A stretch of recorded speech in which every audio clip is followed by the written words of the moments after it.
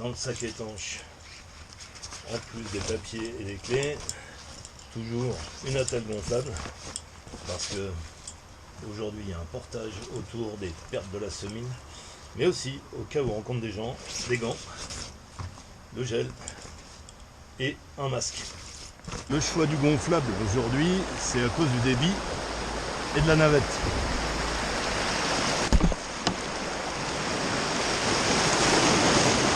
Le débit, même si la station annonce 7 mètres cubes, moi j'en vois à tout casser 5 dans la rivière. Donc c'est parti, donc le but c'est de descendre dans ce petit rapide, c'est pas de subir mais uniquement de s'arrêter en bas, ou du moins à mi-chemin de ce rapide et à gauche.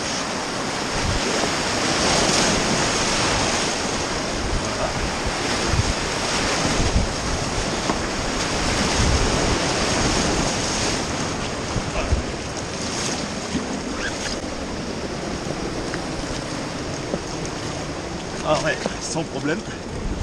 Et alors regardez, comme vous pouvez le voir, un arbre en travers, en plein à l'arrivée du rapide. Les pertes de la semine, une chute d'entrée, un deuxième seuil plus gros au milieu avec une marmite qui envoie quasiment tout le courant dans le siphon à droite, c'est-à-dire que la plupart de l'eau va passer sous cette falaise à droite. Et ce qui ressort de l'autre côté, ça va direct dans les amas de troncs d'arbres énormes qui bouchent tout passage, juste avant le siphon final. Un petit coup d'œil en passant sur le siphon total, ici, qui suit la perte de la semine.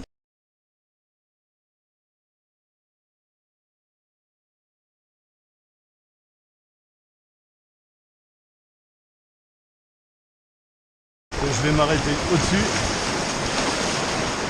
du rapide pour regarder ce qui se passe, parce que là on a des branches à prendre à progresser dans les contre-courants, dans les zones relativement calmes près du bord comme ici, tant qu'on peut le faire sans descendre de bateau. L'arrêt le plus important dans une vasque d'eau calme. J'en profite pour essayer de trouver une passe sans arbre en travers dans le rapide qui descend beaucoup, qui suit. Et comme je ne vois pas, eh bien les gars, ça va être la reco à pied.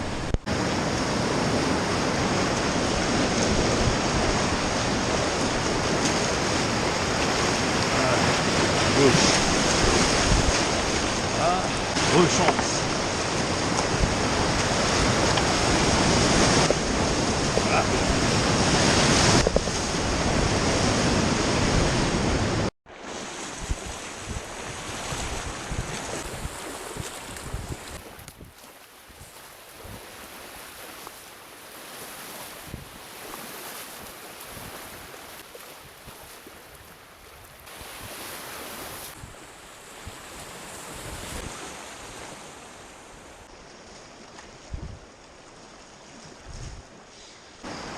Une des dernières ruptures de pente avant l'arrivée, la voie est libre, mais il faut s'arrêter en bas immédiatement puisqu'il y a encore des arbres en travers, on les voit d'ici. Donc je fais confiance à votre jugement et à votre habilité à faire un stop courant immédiatement. En dernière rupture de pente, il va falloir s'arrêter au milieu du rapide, puisqu'on sait qu'il y a des embâcles de branches assez récurrentes dans ce passage. Il ne faut pas essayer d'avoir l'air d'un héros, car même dans de la classe 3, il n'y a aucune honte à porter. Ok, il y a au moins une sortie qui passe, donc on peut la prendre. Mais c'est quand même très juste. Gauche pour forcer le bateau à passer dedans.